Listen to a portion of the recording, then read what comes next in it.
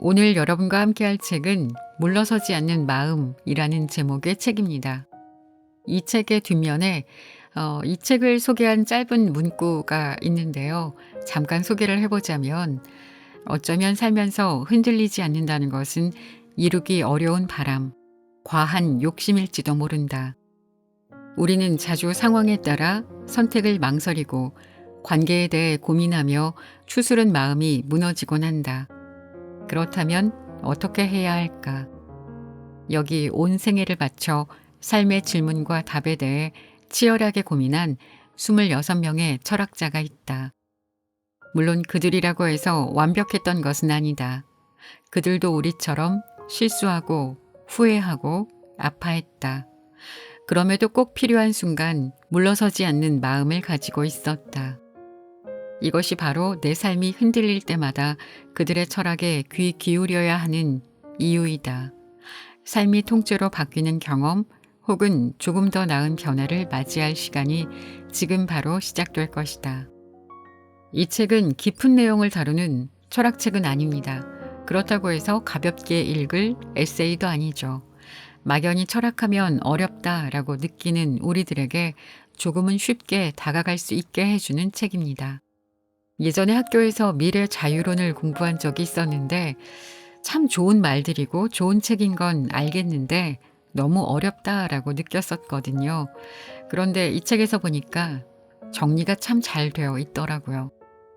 이 책에는 니체, 포퍼, 쇼펜하우어, 에피쿠로스, 하이데거, 노자, 제논, 사르트르, 헤겔, 소크라테스, 한비자, 장자, 밀, 마르크스, 순자, 비트겐슈타인, 공자, 아렌트, 마키아벨리, 롤스, 묵자, 아우렐리우스, 데카르트, 맹자, 토마스 아퀴나스, 칸트, 이렇게 총 26명의 철학자들의 이야기가 담겨 있습니다. 철학에 크게 관심이 없다 하더라도 대충 이름들은 아는 철학자들이죠. 그 중에서 오늘은 니체와 밀에 대한 내용 일부를 소개하도록 하겠습니다. 저는 철학에 대해서 잘 모릅니다. 어떤 지식이나 견해도 없습니다. 그래서 오늘의 책 물러서지 않는 마음을 소개하면서 제 의견이나 잘 정리된 논리를 펼칠 수 없습니다. 하지만 이 책의 시작이 그렇듯 우리 삶을 생각해보고 우리가 위대하다라고 이야기하는 철학자들의 이야기를 통해서 무언가 하나라도 배울 수 있다면 그걸로 된 게 아닐까요? 같이 생각해보고 돌아볼 수 있는 시간을 만드는 것, 그것이 이 영상의 역할이라고 저는 생각합니다. 자, 그럼 오늘의 책 물러서지 않는 마음 지금부터 시작합니다. 고통을 건너는 순간 빛나는 것, 니체. 누구나 살면서 꿈 하나쯤 품고 산다. 물론 그 꿈의 내용과 방향은 각자 다 다르다. 누군가는 창업해서 큰 성공을 이루고 싶어 하고 또 다른 누군가는 멋진 소설 한 편 완성하는 게 꿈이고 어떤 이는 사랑하는 사람의 건강과 행복을 지키는 게 가장 중요하다. 무엇이 더 좋고 나쁘고의 문제는 아닌 것 같다. 그저 각자 다른 꿈을 꾸고 있는 거니까. 그 꿈에 우리는 꽤 많은 시간과 노력을 기울이며 산다. 언젠가는 그 꿈이 현실이 되기를 바라는 마음으로 말이다. 문제는 그 노력의 끝이 보이지 않는다는 데 있다. 20이 되어도 30이 되어도 아니 나이를 먹으면 먹을수록 꿈을 이루는 일은 너무 어렵고 힘들게 느껴진다.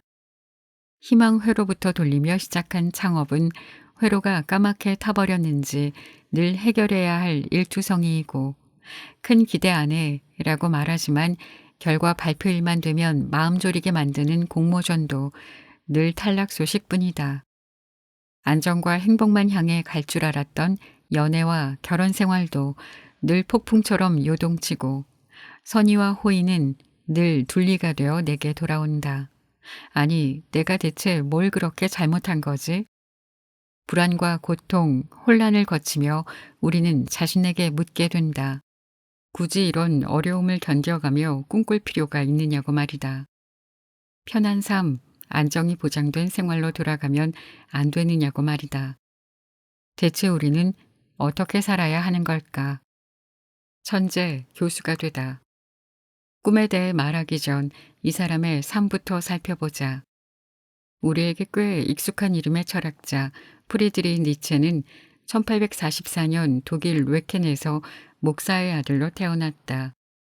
그는 어린 시절부터 인문학적, 예술적으로 꽤 영특한 모습을 보였다. 7살이 되던 해에는 라틴어와 그리스어를 공부했고 8살 때는 간단한 음악을 작곡하기도 했다. 목사 아버지를 둔 아들답게 성경의 구절을 암기하는 능력도 뛰어났다. 그런 그의 모습이 얼마나 귀엽고 예뻤는지 주변 사람들이 그에게 꼬마 목사라는 별명을 지어주었을 정도다. 물론 뛰어난 부분이 있으면 그렇지 못한 부분도 있는 법이다. 니체는 14세가 되던 해에 추어포르테라는 학교에 장학생으로 입학했다.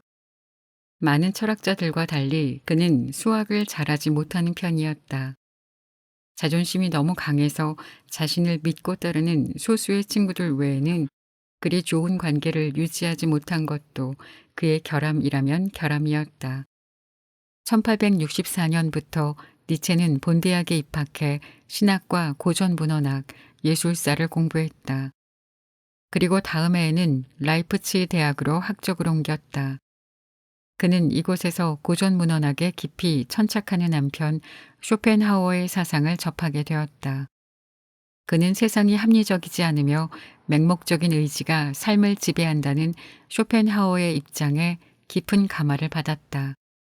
그는 1869년 20대 중반의 나이로 바젤 대학 문헌학 교수가 되었다. 주변의 우려와는 달리 니체는 교수 생활에 빠르게 적응했다. 매번 수많은 학생이 그의 강의를 듣기 위해 몰려들었고 타 대학에서는 그를 스카우트할 방법을 찾고 싶어 안달이었다.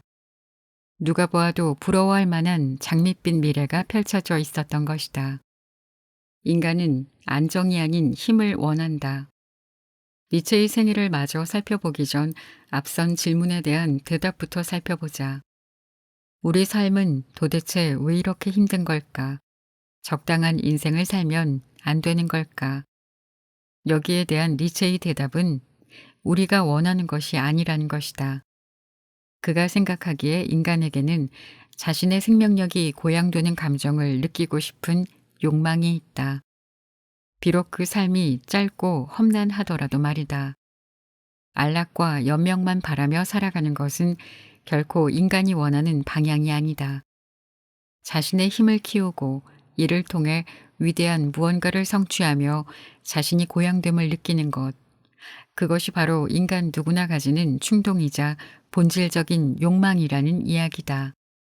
장수와 안락한 삶을 추구하는 것은 자신을 조소와 경멸의 대상으로 만드는 행위이며 자신의 몰락을 바라는 것과 같은 일종의 종말에 불과하다.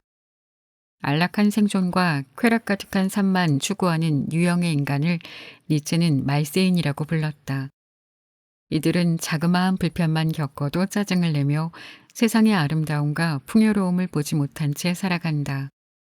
반대편에는 초인이 있다. 초인은 자신의 살아있음을 온몸으로 느끼는 존재다. 고귀한 인간 혹은 기품 있는 인간이라고 불리며 어떤 상황에서도 의연하고 당당하며 외부의 상황에 쉽게 굴복하지 않는 인간. 나아가 항상 그 상황의 주인이 되는 인간이다. 물론 이들에게 세계는 단연코 아름답고 풍요롭게 보인다. 다시 반복되어도 좋은 삶.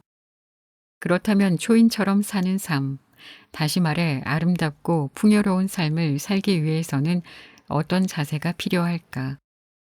이를 알기 위해서는 우선 니체가 말한 인간의 정신 발달 3단계를 살펴보아야 한다.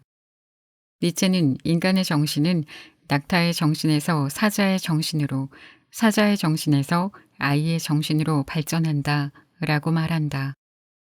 여기서 낙타의 정신은 사회의 가치와 규범을 절대적인 진리로 여기며 의심하지 않고 무조건 복종하는 정신을 말하며 사자의 정신은 기존의 가치를 파괴할 줄 알지만 새로운 가치를 창조하지는 못하는 정신을 이야기한다. 마지막 아이의 정신은 니체의 철학이 지향하는 최종 상태라고 할 수 있다. 아이의 정신은 마치 인생을 유의처럼 사는 상태를 일컫는 말이다. 생각해보면 우리는 재미있는 일을 할 때 왜 이걸 해야 하는가 라고 묻지 않는다. 그저 그것이 재미있어서 한다. 인생의 의미에 대한 물음을 스스로 제기할 필요가 없을 정도로 삶을 재미있게 살아가는 것. 그것이 바로 아이의 정신이라고 할 수 있다. 니체는 아이의 정신으로 살기 위해선 지금의 인생이 다시 반복될 것처럼 살아야 한다고 조언한다. 이와 관련해 그는 꽤 재미있는 사상적 실험을 했다. 바로 영원 회귀라는 실험이다. 영원 회귀는 삶의 매 순간이 바뀌지 않은 채 무한히 되풀이된다 라는 뜻을 가진 단어이다. 이는 혹시라도 다음 세상이 있다면 우리가 경험하는 슬픈 일 또는 기쁜 일이 똑같이 되돌아온다는 의미이다. 그 일이 크든 작든 관계없이 말이다. 만약 이처럼 같은 생이 계속해서 반복된다면 어떨까?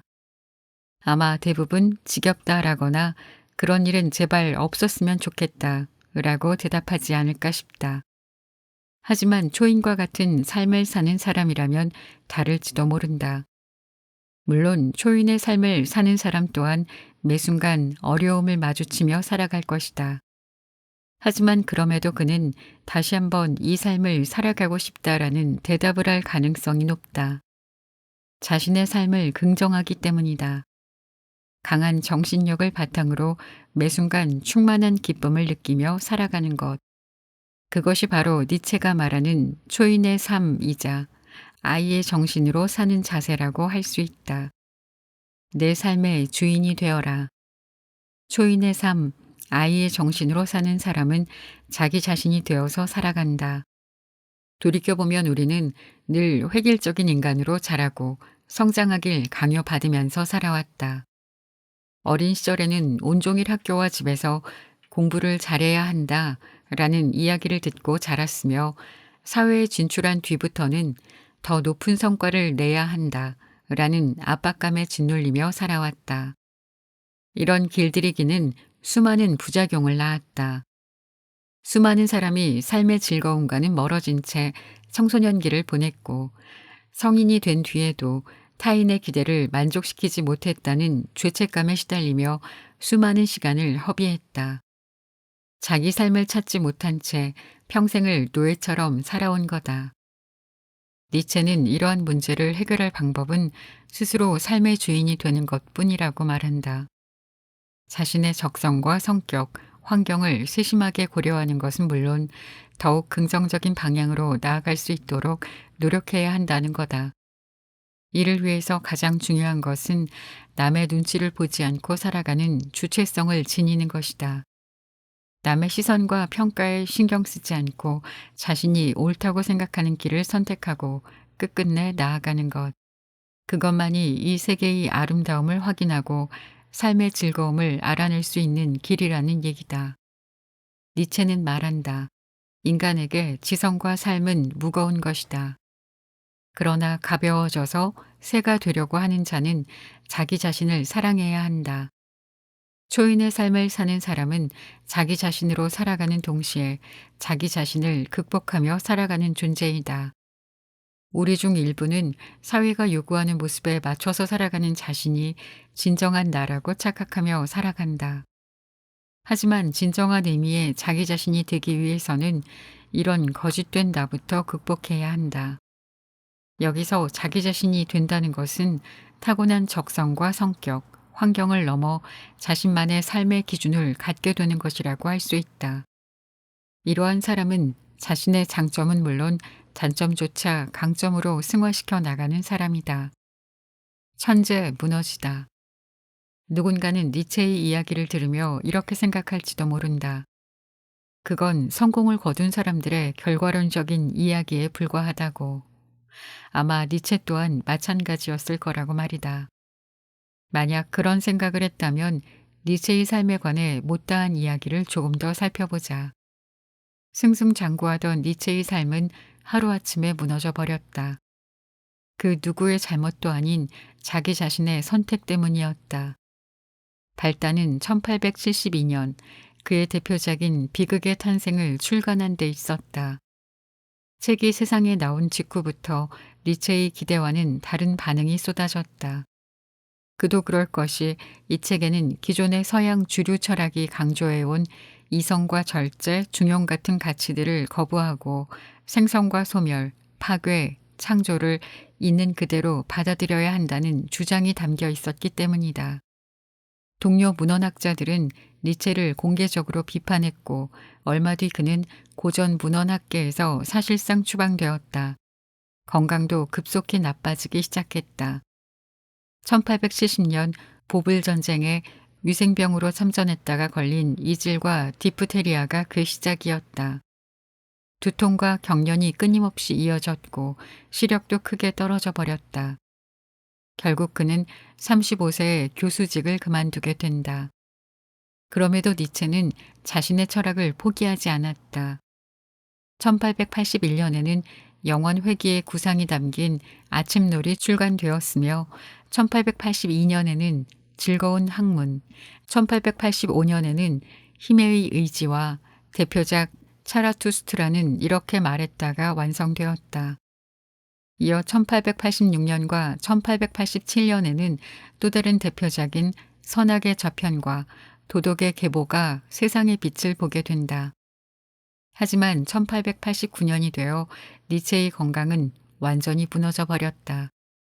광장에서 매를 맞는 말을 갑자기 끌어안고 울다가 졸도해 버린 것이다. 이후 오랫동안 그는 병상을 지키는 신세가 된다. 몇 년 뒤에는 사람을 알아보지 못했으며 그로부터 얼마 지나지 않아 말조차 할 수 없게 되었다. 결국 그는 56세의 나이로 세상을 떠났다. 누구보다 주목받는 학자였지만 자신의 선택으로 인해 평생을 외면받으며 살아간 인물이 바로 니체였던 것이다. 포기하지 말 것, 끝까지 별을 품을 것. 삶은 결코 공평하지 않다. 누군가는 금수저를 물고 태어나 평생을 살아가고 누군가는 흙수저로 태어나 하루하루를 어려움 속에서 살아가는 것처럼 말이다. 니체는 이런 세상에서 운명에 대해 우리가 취할 수 있는 태도를 크게 세 가지로 구분한다. 단죄의 철학이라고 불리는 자유의지의 철학과 일종의 패배주의에 해당하는 숙명론, 마지막으로 운명을 긍정하고 사랑하는 운명애의 철학이 그것이다. 자유의지의 철학은 쉽게 말해 하면 된다라고 외치는 철학이다. 이 사상을 따르는 사람들은 누군가의 실패를 보며 당신이 실패한 이유는 그저 노력이 부족했기 때문이라고 말한다. 이들에게 세상이 불공평하다는 사실은 별로 중요하지 않다. 자신이 성공한 이유는 노력과 의지, 용기 때문이며 누군가의 실패는 자신만큼 최선을 다하지 않은 결과라고 생각하기 때문이다. 숙명론은 일종의 패배주의라고 볼 수 있다. 숙명론에 매몰된 이들은 모든 것을 운명 탓으로 돌린다. 자신의 실패는 운이 없기 때문이고 누군가의 성공 또한 그저 운이 좋았기 때문이라고 생각해 버리는 거다. 실패한 이들을 손가락질하고 매몰차게 대하는 자유의지의 철학과 반대로 숙명론은 사람들을 무기력하고 나약하게 만드는 것이 특징이다. 마지막 운명의 철학은 자신에게 던져진 역경과 고난이 오히려 좋은 기회라고 믿으며 살아가는 사람들의 철학이다. 이는 자유의지의 철학과 비슷해 보이지만 인간에게 어찌할 수 없는 문제도 있음을 인정한다는 데 차이가 있다. 가령 음악의 소질이 전혀 없는데 노래를 평생 업으로 삼겠다고 하거나 공부에 재능 없는 아이에게 노력하면 다 된다라며 닥달하지 않는다는 얘기다. 자신이 타고난 재능과 여건을 잘 이해하고 이를 바탕 삼아 더 큰 성취로 나아가는 것. 그것이 바로 운명의 철학을 지닌 사람들이 지닌 태도이다. 물론 운명의 철학을 받아들이는 일은 결코 쉽지 않다. 자신의 소질과 재능의 한계를 인정하는 것도 한계를 뛰어넘어 다음 단계로 도약하는 것도 결코 쉬운 일이 아니기 때문이다. 어찌됐든 자신의 목표를 향해 가는 과정은 늘 어렵고 불안할 수밖에 없다. 굳이 거창하게 꿈이라는 단어를 붙이지 않더라도 말이다. 그렇지만 우리는 이미 알고 있다. 그 어려움을 견뎌내지 못한다면 결코 우리가 원하는 목표에 다가가지 못할 거라는 사실을 말이다.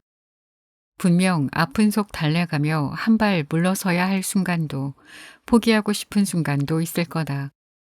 아니, 기쁘고 즐거운 순간보다 그런 순간이 훨씬 더 많을지도 모른다.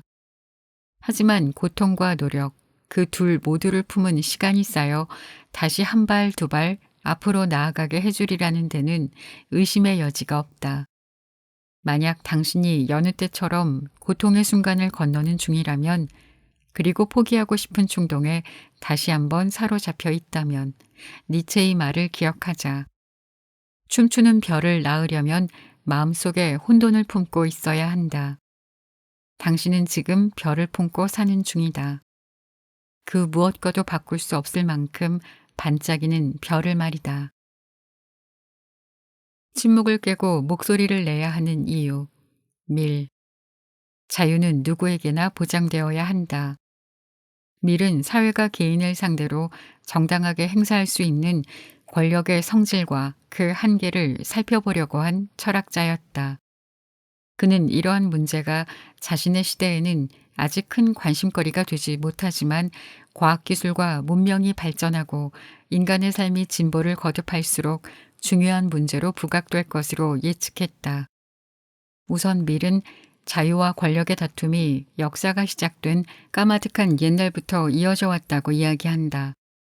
그는 역사 초기에는 한 사람 혹은 하나의 계급이 지배하는 독재 권력이 행사되었다고 설명하며, 이 권력자들은 어떤 경우에도 피지배 계층을 위해 권력을 행사하지 않았다고 말한다. 그러다 결국 이를 걱정하는 사람들이 나타났고 자신들의 나라를 온전히 지탱하기 위해 최고 권력자가 행사할 수 있는 힘의 한계를 규정하게 되었다. 그 때문에 밀은 이 시기의 자유란 권력에 제한을 가하는 것을 일컫는다고 말한다. 시간이 지나 민주정부가 설립되었다. 물론 민주정부도 문제가 없는 것은 아니다. 밀은 특히 다수의 횡포를 온 사회가 경계해야 할 가장 큰 해악 중 하나로 말한다. 그리고 밀은 이를 해결하는 방법으로 자유에 관한 하나의 명제를 제시한다. 바로 인간 사회에서 누구든 다른 사람의 행동의 자유를 침해할 수 있는 경우는 오직 한 가지, 자기 보호를 위해 필요할 때뿐이라는 명제 말이다. 밀은 자유의 기본 영역을 크게 셋으로 나누어 설명한다. 첫째는 내면적 의식의 영역이다. 우리가 모든 주제에 대해 양심의 자유, 생각과 감정의 자유, 그리고 절대적인 의견과 주장의 자유를 누려야 함을 말한다. 둘째는 자신의 기호를 즐기고 자기가 희망하는 것을 추구할 자유이다. 밀은 사람들 모두 각각의 개성에 맞게 자기 삶을 설계하고 자기 좋은 대로 살아갈 자유를 누려야 한다고 말한다. 물론 이것이 남에게 해를 주지 않는 한 간섭이나 참견을 해서도 안 되고 말이다. 마지막은 결사의 자유다. 타인에게 해를 입히는 경우나 억지로 끌려온 경우가 아니라면 모든 성인이 어떤 목적의 모임이든 자유롭게 결성할 수 있어야 한다는 것이다. 밀은 이 세 가지 자유가 모두 보장되어야만 진정으로 자유로운 사회가 될 수 있다고 이야기한다. 단 한 사람도 배제하지 않는 자유. 또한 그는 모든 인류 가운데 단 한 사람이 다른 생각을 하고 있다고 해서 그 사람에게 침묵을 강요하는 일은 옳지 못하다고 이야기한다. 이 경우는 어떠한 상황이라도 잘못된 것이다. 그는 그 이유를 크게 네 가지로 설명한다. 첫째, 침묵을 강요당하는 모든 의견은 진리일 가능성이 있다. 둘째, 설령 그 의견이 틀린 것이라 하더라도 일정 부분 진리를 담고 있을 가능성이 있다. 셋째, 통설이 전적으로 옳은 것이라 하더라도 어렵고 진지하게 시험받지 않으면 사람들은 이를 합리적인 근거로 이해하지 못하고 하나의 편견으로만 간직하게 될 수도 있다. 넷째, 이로 인해 결국에는 주장의 의미 자체가 실종되거나 퇴색하면서 그러한 통설이 무의미한 것으로 변할 위험이 있다. 밀은 이러한 잘못이 현 세대에만 문제가 되는 것이 아니라 미래 세대에도 영향을 미칠 수 있다고 말하며 생각과 토론의 자유가 보장되는 것이 민주사회에서 무엇보다 중요한 가치라고 역설한다. 그렇다면 사회가 개인에게 행사할 수 있는 권한의 한계는 어디까지일까? 밀은 개별성의 존중을 최우선 가치로 두지만 사회성도 등한시하지 않았다.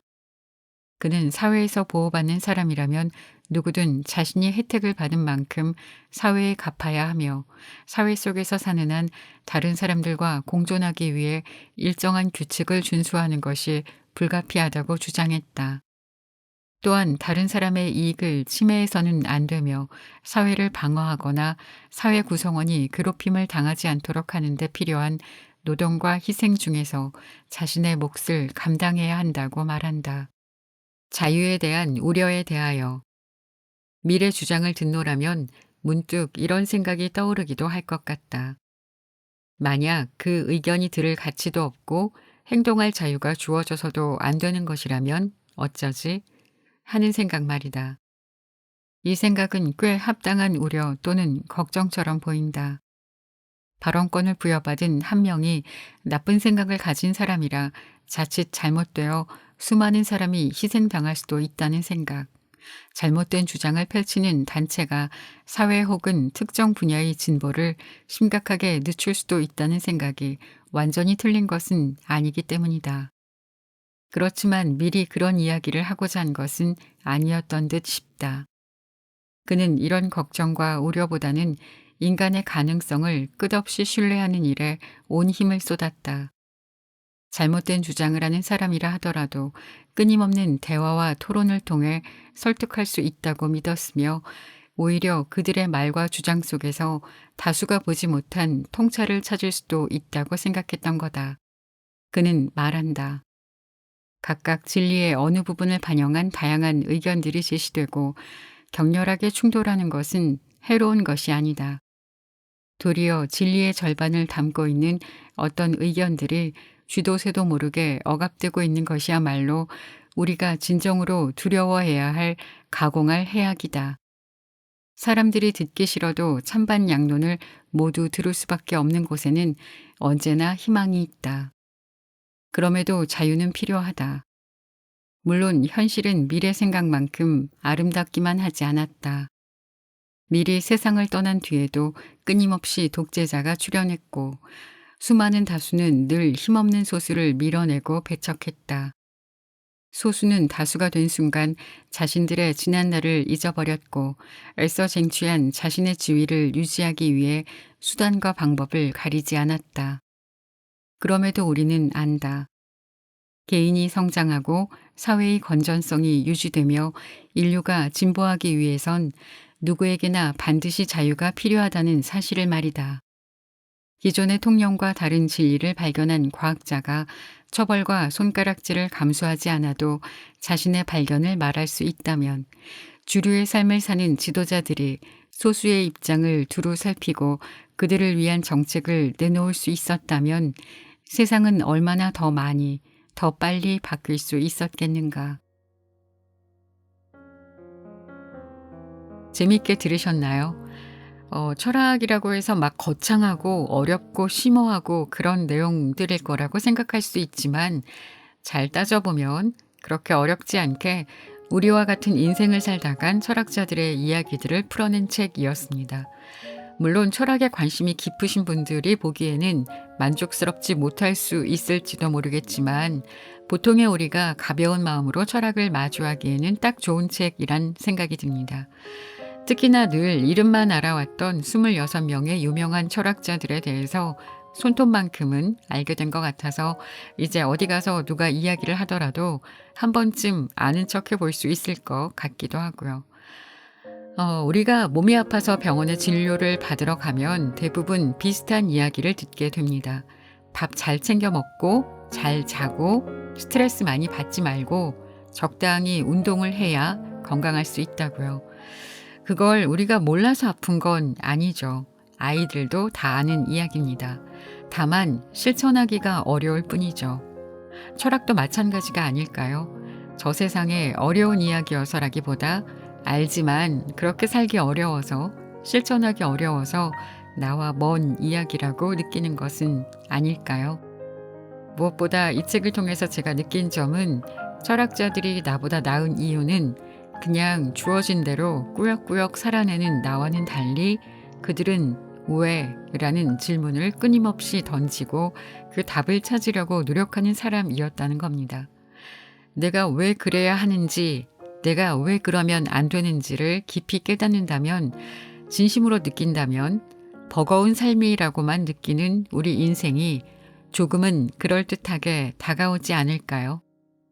지금까지 책방차차 달콤 엘리였습니다. 감사합니다.